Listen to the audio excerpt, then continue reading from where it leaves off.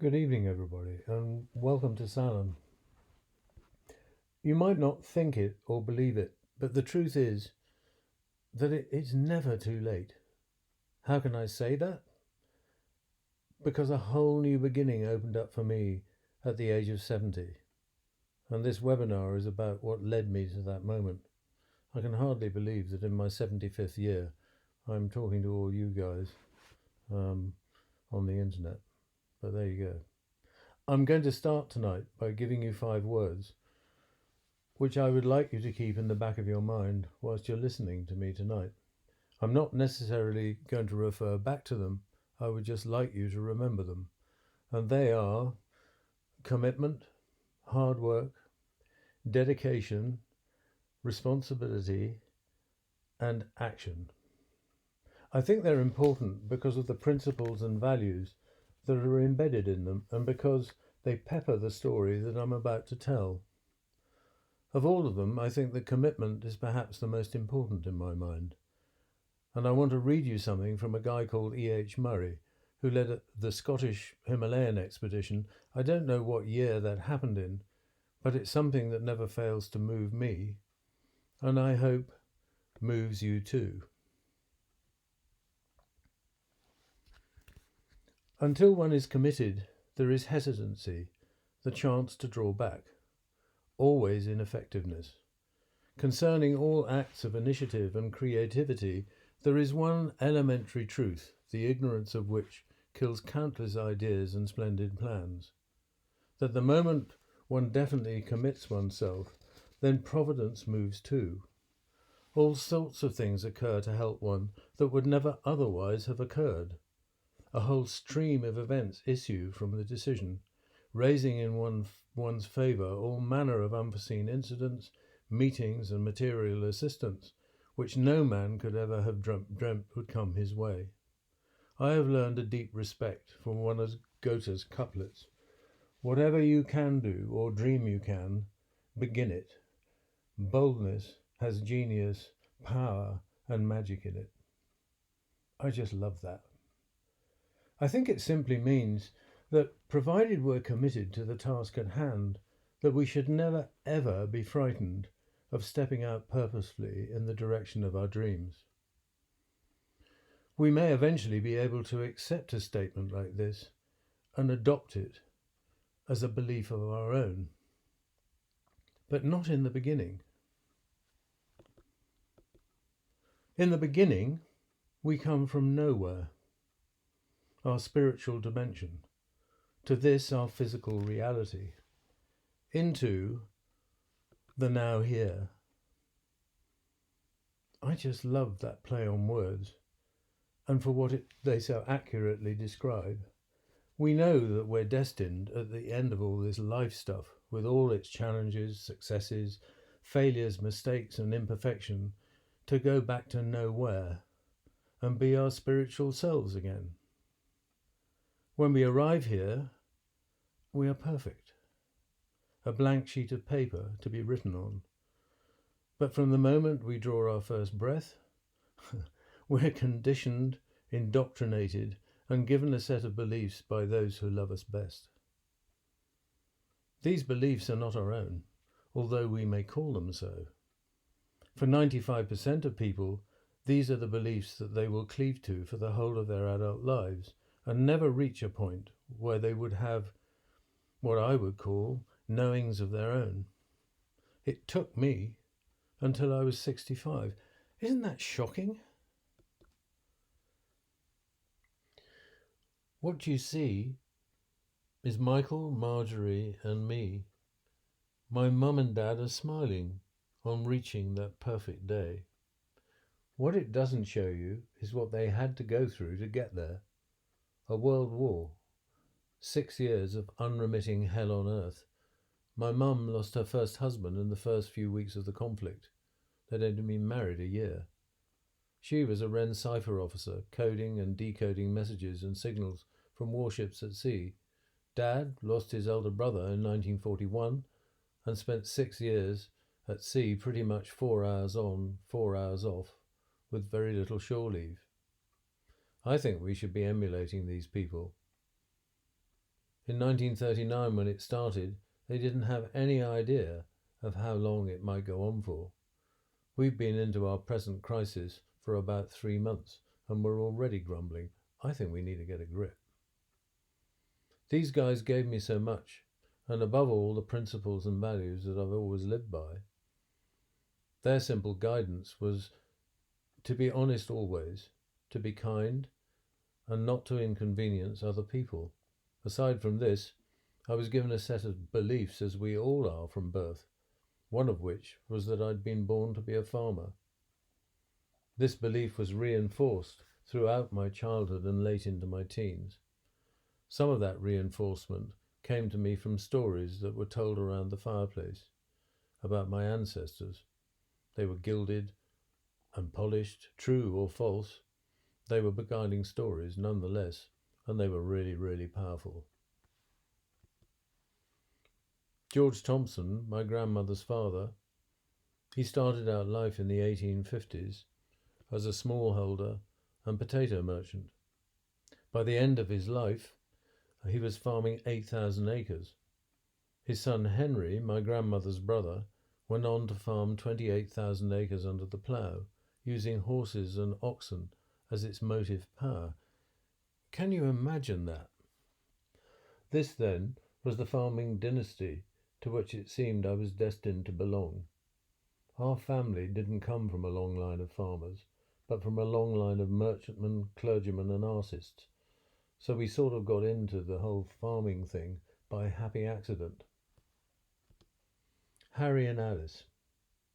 Harry, my grandfather, was born a vicar's son in 1881, qualified as an architect in 1904, aged 23, self-educated, he hadn't got a penny to his name. He fell in love with Alice, George Thompson's daughter. They married in 1911, but only after my grandfather had agreed to a marriage contract that required him to give up being an architect and become a farmer, would you believe? Between qualifying and marrying, he was clerk of works at Holcombe Hall, Lord Leicester's estate in Norfolk, I guess to learn something of estate management and farming. My grandfather was gifted 1,000 acres on his marriage to my grandmother, but this didn't sit very comfortably with him. He insisted that his father-in-law act as banker and allow him to buy the farm. You see him here in 1930, looking super confident at the time when he achieved this. When he died in 1960, he was farming 3,000 acres, and for someone who hadn't wanted to farm, not bad. So, no pressure then. These guys were held up to be my heroes, the people I should emulate. It was powerful stuff that was part of my belief system for most of the rest of my life. Aged just 7, I was sent away to school 160 miles from home with a ration card round my neck so I wouldn't lose it. Food was scarce. No sweets. We were allowed just one on Fridays after lunch. Junior school was okay. I excelled on the sports field, but not in the classroom. Senior school, however, was a disaster. It was a really black time for me. For various reasons I was shunned. I never seemed to see the light of day, either on the sports field or in the classroom, and left with just 5 O-levels, English literature, English language, geography, art, and, would you believe, divinity? There was some family joke at the time that I'd probably wind up being a literary, arty African missionary. Everybody thought it was hilarious. I didn't. I spent 2 years labouring on the farms before going to Cirencester. I'd actually wanted to do the 3-year management course when I went, but I was told that I would do the 1-year short course instead. This was called the social course, for obvious reasons. Thwarted by this, I found myself disinterested. They didn't teach me a lot there. Perhaps I wasn't listening or paying attention. What I did learn, however, was how to drink beer and chase women, which was great.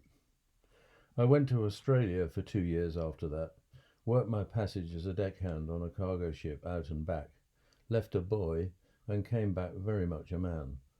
I arrived home expecting that I would be right at the centre of things, helping to run and farm 3,000 acres. I wasn't allowed in and had to sit on my hands and watch a catastrophic decline unfold in family fortunes that it seemed that I was powerless to either influence or stop. In 1967, I got married, probably to get away from home. In the same year, the first 370-acre farm was sold. In 1972, the 1,000-acre farm that I was working on as a foreman was sold too. Very suddenly, I had nowhere to live with my young family. I had a blistering row with my dad that day and was told to go and farm a 250-acre farm down the road on my own. There were 5 men and a foreman on that farm. Can you believe that? On the first morning, I did the only sensible thing that I thought I could do and made all the farm staff redundant with the exception of one man. My father-in-law, who was a wily old fox and knew a thing or two about money, helped me with cash flow forecasts and a business plan, and we turned a £15,000 loss into a profit in the first year. I was now a tractor-driving farmer for the first time, picking up the skills that I was going to need so desperately a few years hence. In 1974, aged 29, I was sponsored and accepted onto an advanced farm business management course funded by the Worshipful Company of Farmers. There were 18 of us from all branches of the agricultural industry banged up in a hotel for 3 weeks with no time off. I was by far the youngest. It was run by a guy called Ian Reid, who was at the time head of European Studies at London University's Y College. On the first morning, he pointed at me and said, "Roger, why do you farm?" And I went, and he said, "If you don't know, Roger, perhaps you shouldn't be." And that was the truth. It took me until 1995 to tell myself that truth. What I had believed since birth was not my truth, and it was not my belief. I didn't want to farm. I never had, but did so perhaps out of reverence or obligation to past generations, or perhaps I just couldn't say no to my father because I was frightened of him and the expectations he had of me. Anyway, I'd left it too late. Because on the 5th of May 1976, he died very suddenly, aged 55. I'd spent the last week of his life fishing on the River Dee with him in Scotland. We had a really great time together, and that was always the case with us, as long as we weren't farming. We got home on the Sunday, we met on the Tuesday, had a heated conversation in the middle of a sugar beet field, and at 11 o'clock in the morning he stormed off, and by 2 o'clock in the afternoon he was dead. I got a call from the police who wanted me to identify a body that they believed to be my father. Having identified him, I collected his effects. Amongst them were the keys to the safe. I immediately went back to the farm office, opened the safe and took out the books. I didn't have to know anything about economics, money or farming to know that we were in deep, deep trouble. I went to tell my grandmother and my mother the news. Other than the shock, Mum took one look at the books and said, "Oh, for goodness sake, Roger, whatever you're going to do?" And I said, "To be truthful, Mum, I really don't know, but I promise you this, I'll fix it." If I've ever displayed any wisdom at all since then, it was to know that I didn't have to be clever or smart. I just needed to make sure that I always worked with people who were cleverer and smarter than me. So I went and found the best in the business, John Green, of Green Brothers of Soham. He said he was too busy and handed me on to a guy called Dick Ferber, who was farming huge acreages for the Dennis family in Lincolnshire. The ground rules with Dick were that he would pay me a visit once a month from 9 in the morning until 12 noon, and that I'd pay him £1,000 on his arrival. We did this for 6 months. When he arrived on month 6, he held out his hand and I gave him the cheque. And I said, "Dick, I'm really not sure what I'm getting out of this, and I'm really, really short of cash." He looked at me and said, "Actually, Roger, I'm not going to be staying. I've just come to tell you that you don't need me. You're going to be all right. You'll make it. Well, I grew as many inches as it took seconds for him to pay me the compliment. It was a huge confidence boost for me. There hadn't been too many compliments flying around in my life thus far. This is a recent Google Earth image of our main holding. 1,000 acres of alluvial silt, 15 feet of topsoil, no stones, and perhaps some of the best land in the UK. I would normally ask a live audience what it was that they would notice or see most of in this photograph. The answer should be bare soil. Even the fields that would appear to be green, when viewed from above at ground level, are in fact 80% bare soil. It's not something I would have noticed in my previous incarnation. We humans have been creating bare soil and destroying ecosystems for 10,000 years. This is a photograph of our farmyard and is really to demonstrate the continuous and unrelenting demand for capital investment if you want to be a player in modern agriculture. Grain store, onion store, chill store, packing shed, offices, stores, workshops. You've got the picture. It represents about £3 million of investment on the back of low value product. This would have been taken about a year after my father's death. The white is all new concrete and a new grain store. In 1976, we had nothing. No modern buildings. Those that we had been built on the farms that had been sold. We had a fleet of 35 horsepower tractors and 1.5-ton carts and a load of old machinery. The cottages were falling apart and we had too many people. I mean, it's such a long time ago now, I can't remember how many men we had exactly. I think it was about 13 or 14. Most of them were made redundant in my first month in the hot seat. This is the remains of a 3,000-acre estate. My first harvest, we were still carting grain 15 miles to this grain dryer. Again, I would describe this as inappropriate investment on the back of low-value product. When it was built in 1961, it cost £120,000. At today's values, because I've looked it up, that would be £2,272,883.99, and don't forget the 99 pence. We turned it into a business in its own right, storing and drying grain for government intervention, local merchants, maltsters and farmers, and generating a profit of about £60,000 to £100,000 per annum. Clean, uniform, not a weed in sight, a really good example of monoculture at its best. Green when you look across the field, walk into it and look down, and it's 80% bare soil. I think it was sterile. Everything seemed to have to die except for the crop that we were growing. And yet, this had been virgin marsh. It was first ploughed up by George Thompson in 1919. There was not one molecule of that original ecosystem left. What you see is the result of an unholy alliance with fossil fuels and their derivatives and the chemical industry. We were just using soil as a medium to stand plants up in, whilst we fed them N, P and K, and sprayed them with a cocktail of herbicides, fungicides, insecticides, growth regulars and desiccants. When you say it, it doesn't sound right, does it? This was a 60-acre field of potatoes. I think they were a variety called Romano. I was so proud of this. For me, this was perfection. This and the previous photograph, the super clean wheat field, and turning the grain dryer into a business in its own right, were the epitome of what I was all about at the time. I was really, really good at my job, but I think I wasn't a farmer. I was a technician. This is the same field in the autumn of the year. Me with my youngest son George. Guess who he was named after? Now 42. And what do you see? Bare soil and compaction. This is a picture, and you'll have to excuse the language, of my big fuck-off tractor. I just loved it. Great clouds of black smoke with an exhaust pipe you could stick your fist into.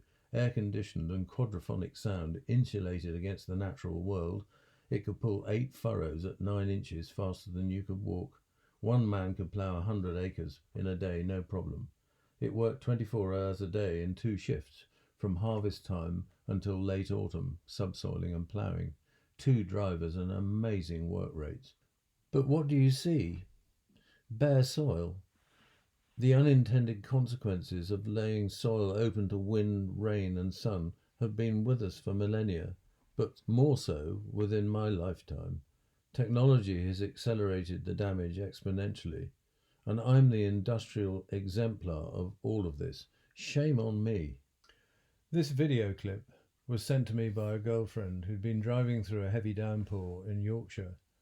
She'd recently been talking to us about soil and land management, and she knew she had to film what she was seeing and send it to me.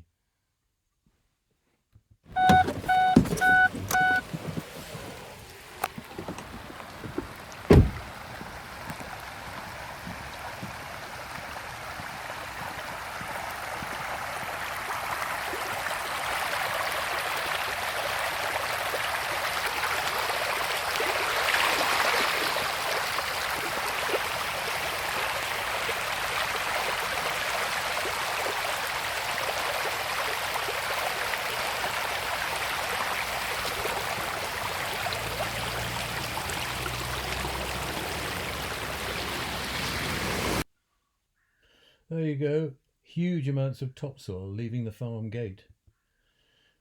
We're losing 27 tonnes of topsoil for every tonne of food that we produce globally, and we burn 10 calories of energy for every calorie we eat. Well, we were suffering from collapsing soils after rain. It would run together and then bake like concrete, making the establishment of crops, especially those from small seeds, really problematic. Knowing what I know now, I know that I have the solutions to these and other soil-related problems. If I could have my farm back now, I would be doing something truly radical. If I'm honest, the whole farming thing terrified me. The bank in the early days were always on my back. The weather was always unpredictable, at least I thought so, and we didn't understand what was going on underneath our feet. If we had, we would have no doubt done things differently. It took 20 years. We now had a very smart farming operation. I had done the job that I'd been given to do. There was a Damascene moment when one day I thought I was going to be farming for the rest of my life. We were on an even keel. We'd done all the difficult stuff. Some plain sailing now. Only to wake the next morning knowing that I needed to sell the business, that I just didn't want to do this farming stuff anymore. The farm was sold.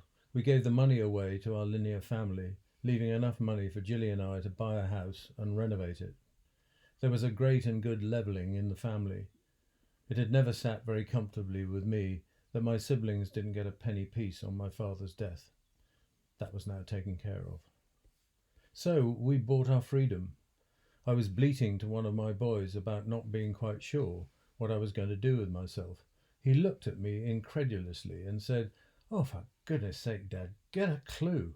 I thought, cheeky young monkey. "What did you want to do when you were 17? I said, "Well, I wanted to go to art school." And he said, "Get off your arse." So I did. I went to college and did a 2-year furniture making and design course. I absolutely loved it. It became a big part of what I thought my future was going to be about. Earlier, Gilly and I had discovered that we couldn't have children together, which was a huge black emotional hole.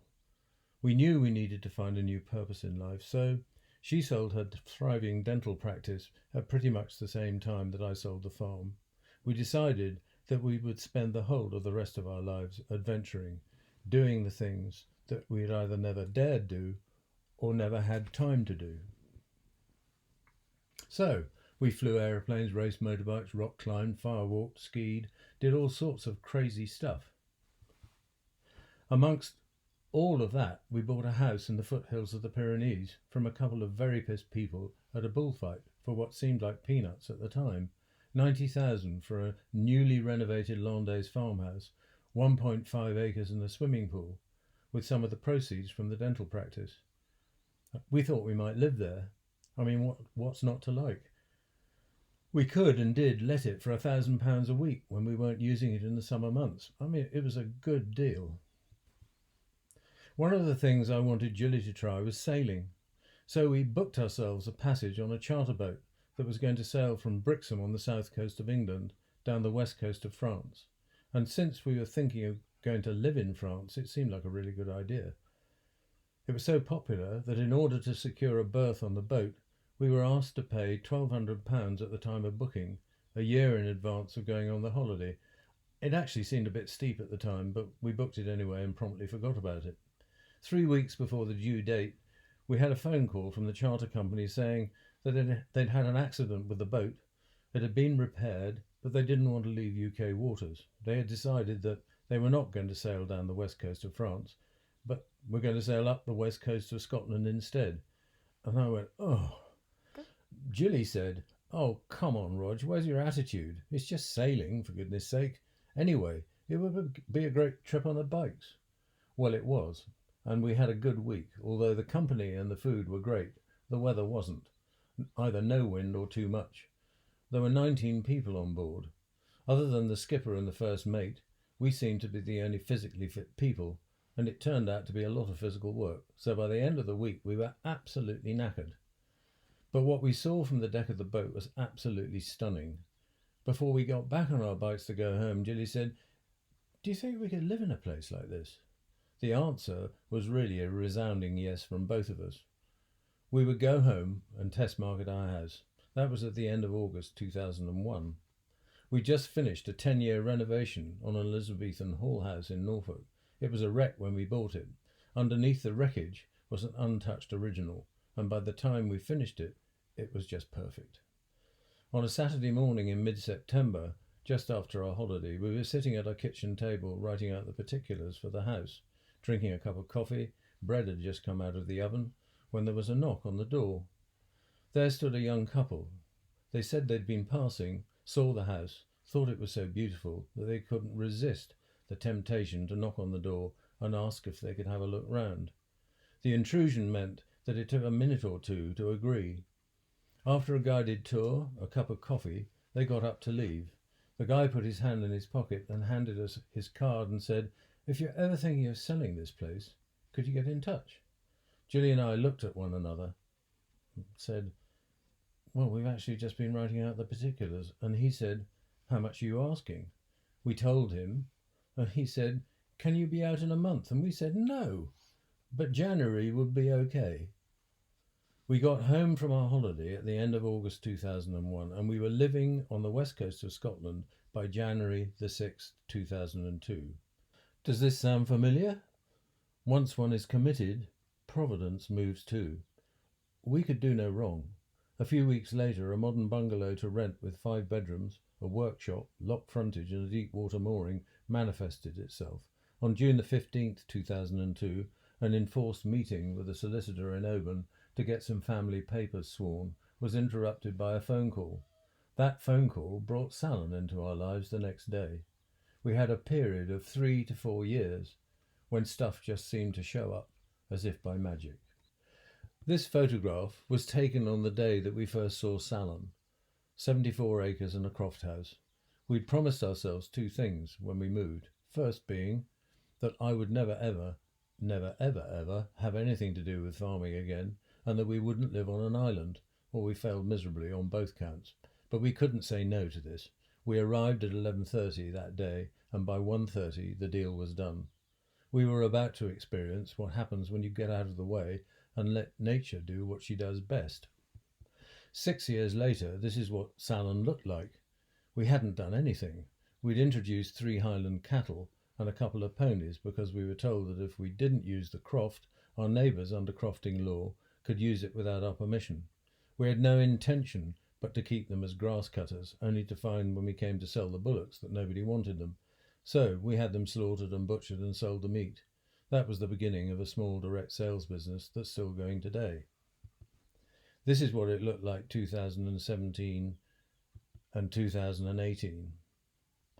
2002 to 2009, Sailean was a lifestyle choice. We'd retired, for goodness sake. And quite frankly, it was like living on the edge of heaven. Spring of 2009. This is Rebecca Hoskin and her business partner Tim Green, who sadly was killed in a farming accident shortly after this photo was taken. They made a documentary called A Farm for the Future. We'd had it recorded on our Sky set-top box for weeks. It was part of a BBC Nature series at the time. Gilly had tried to watch it and fallen asleep in the process, and I think I'd probably done the same. She said, "I'll delete it." I mean, how close can you come to missing something that has the power to change your life completely forever? We watched it. It took us long to watch the film, 48 minutes and 38 seconds, to have my whole belief system reversed. Having watched it, I believed none of what I'd spent my whole adult life learning and believing. The film showed me that ploughing and cultivation was the worst thing that you could do to soil, that it should be kept covered at all times and not exposed to sun, wind and rain, that chemicals, fossil fuels and their derivatives would sound the death knell of modern farming, if not us as a species. It was truly shocking. For the several nights that followed, I didn't sleep that well. This is the true nature of a paradigm shift. It can turn you upside down and inside out, and made me realise that it's never too late, that my past experience, that perceived waste of time doing something I didn't want to do, was in fact my preparation for this one moment in my life. The response in me was immediate. I got up out of my chair, went out and started to create a no-dig vegetable garden. It took just a few days. We stuck some boards in the ground and created lowered paths, not raised beds. I remember saying to Gilly, "This is never going to work. Clashes of paradigms past and present. But look at the result." Gilly said, "How are we going to feed all these plants?" Me, a farmer? I couldn't answer the question. I didn't know. A whole lifetime in farming and me at the top of my game, not able to respond without an agronomist and a bag of fertilizer.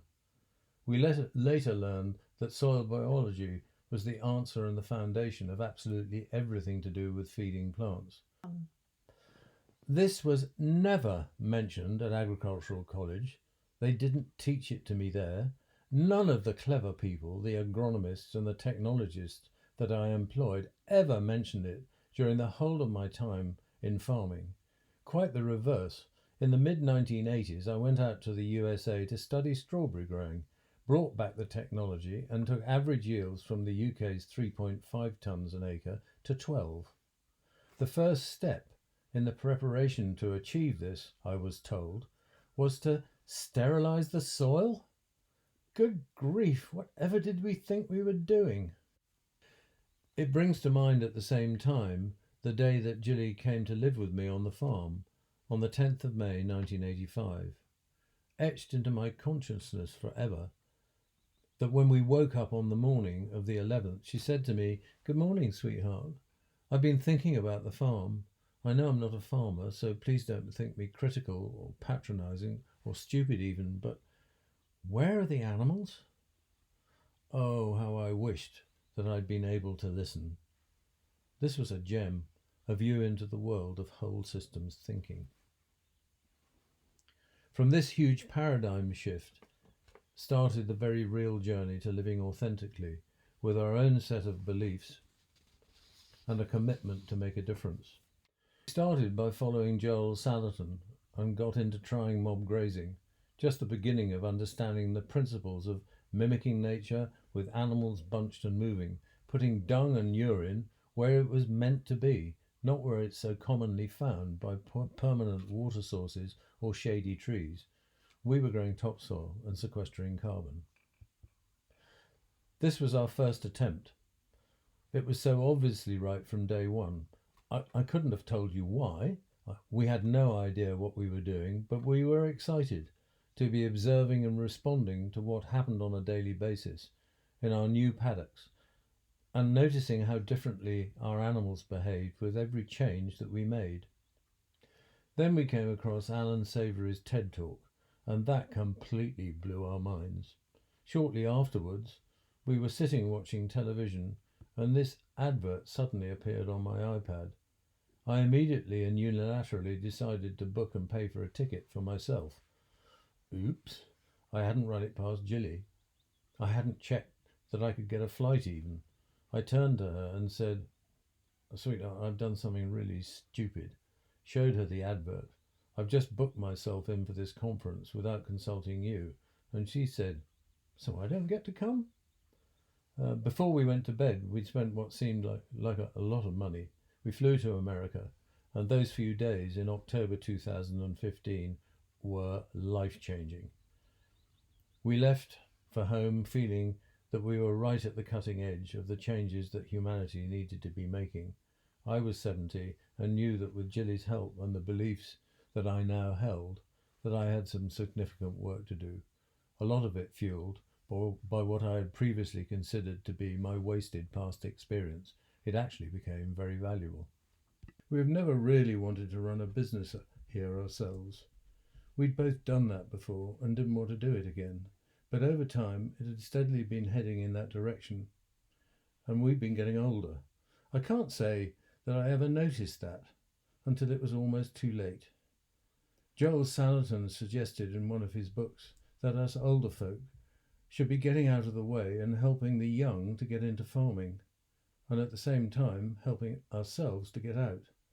By swapping our experience, expertise, and money for physical energy that we were fast running out of. Self-interest has played a big part in all of this. We didn't want to leave this heaven on earth, but not coping with the work was becoming a problem. So we were looking for the right couple. Dan and Fika showed up in September 2016 and seemed to be a good fit. Everything went well until November 2018, when Fika became pregnant. This seemed to change their whole physical and emotional landscape, and in early 2019 they came and told us they couldn't stay. It was a big shock, not least because we had come to be very fond of them both. When they left in mid-summer 2019, it seemed like we had wasted 3.5 years. How ever were we going to find the right people? Well, Dave and Alison found us in mid-2019 through some friends that we'd helped with a business startup in Glasgow a few years ago. It was suggested by them that they would write to us. They arrived here in January this year, and we've been piling through the work, training and familiarisation, and they've really straightened us out in short order. Other than for the pandemic, I think we're back on track. During these ups and downs, we've been piloting and trialling various enterprises designed to differentiate ourselves from the competition, finding niches into which we fitted, whether it be managing our land and soils differently, whether it be rainbow egg-laying hens, 100% grass-fed beef and lamb, pastured chicken, or that we were not organic because we're beyond it, choosing always to be customer endorsed and certified. So what you see here are the photographs of the beginnings of all of this over the past few years. Jilly had always wanted to have chickens, but we couldn't have them because we had a mink problem. We trapped 70 or so in 4 or 5 years, and then I asked her, "Well, how many chickens do you want? A dozen?" And she said, "Oh, for goodness sake, no, 5 would be fine." So I built her this chicken hut, which became known as the chalet, because it looks like one, on a small trailer that was sitting around in the yard doing nothing. The first year, we had 65 chickens. Mark II followed as a matter of urgency, followed by Mark III, the chick in.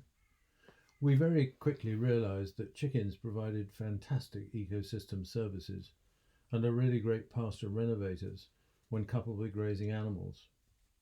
We piloted heritage chickens and pastured broilers for meat to find out whether we could grow them successfully in our wet climate.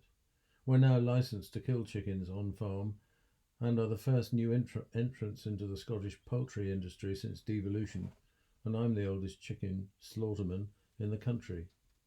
We fattened lambs to 18 months here ever since 2013, but we couldn't control them.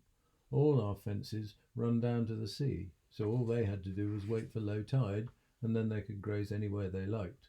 We now have them under control and graze them with the cattle and chicken.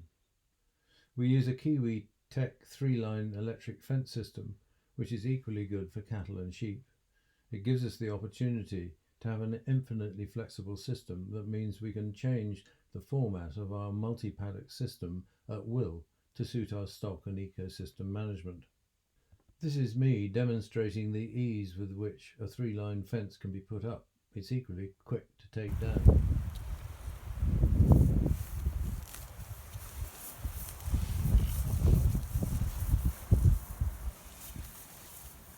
It is very clever.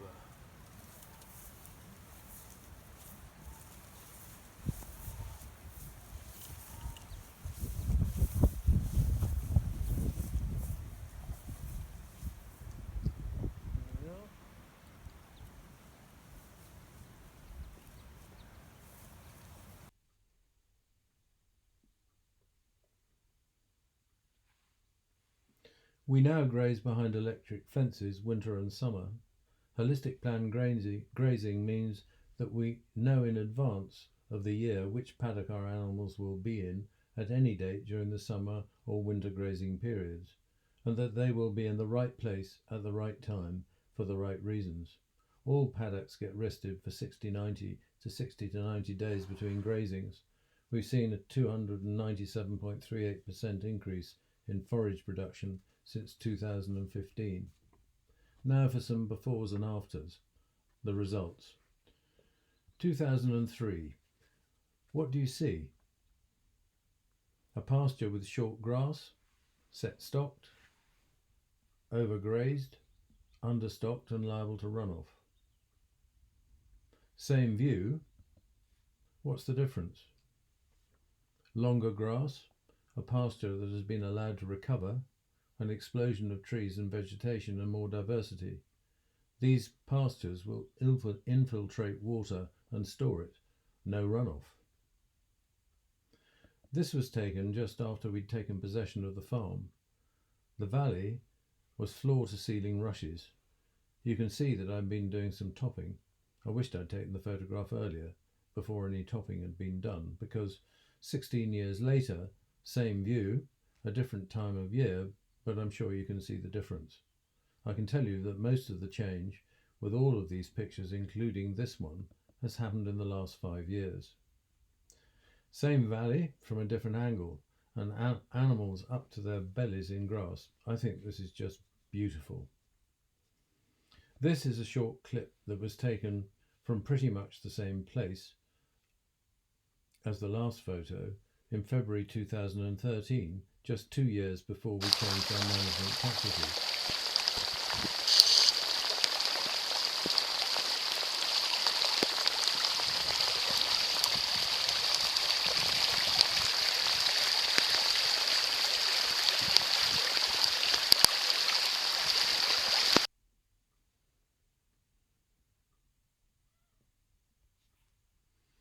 This used to happen in winter after heavy rain. It doesn't happen anymore. Why? Greater infiltration because we've been repairing our water cycle. In May 2016, I did my holistic management training.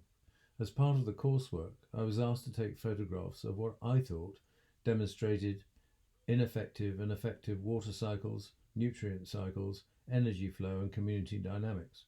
All of the next photographs were taken on the 5th of May 2016, which quite coincidentally happened to be the 40th anniversary of my dad's death. I think that he would have been very proud of me for doing what I was doing just now. Farmers at the time that this was taken were complaining that it was too cold, that nothing was growing, and that there was no grass. So what do you notice? Look at the foreground. No one seems to have noticed that the roadsides and the grass there is growing. The land in the background is overgrazed, understocked, with no rest, and no energy reserves to grow from. The same field. Looking down onto the pasture over the fence, what do you see? Not much grass, lots of bare soil, and no diversity. Now let's look at our own pastures, looking across and down. This is less than a mile down the road from the last photographs. Same day, all the same native grasses, just very different management. I'm going to finish this evening by showing you a daily move. This is something that the uninitiated imagine to be a chore.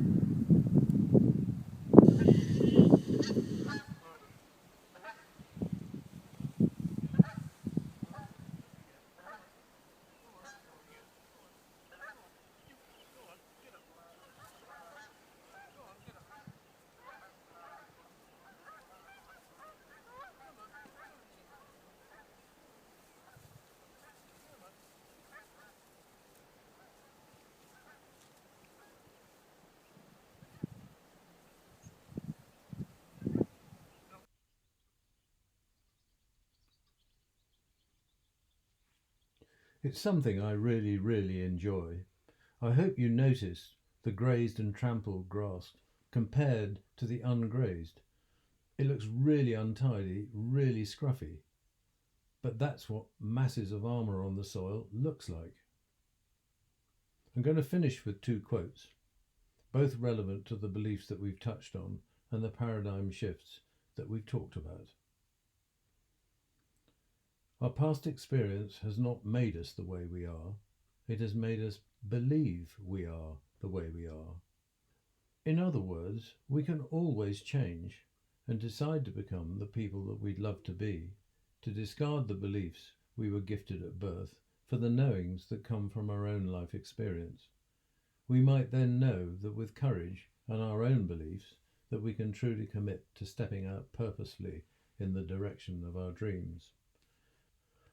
Buckminster Fuller said, "In order to change an existing paradigm, you do not struggle to change the problematic model. You create a new model and make the old one obsolete. That, in essence, is the higher service to which we are all being called." I think we are in the right place, at the right time, with the right information and the right people. We just need to step forward and get this thing done.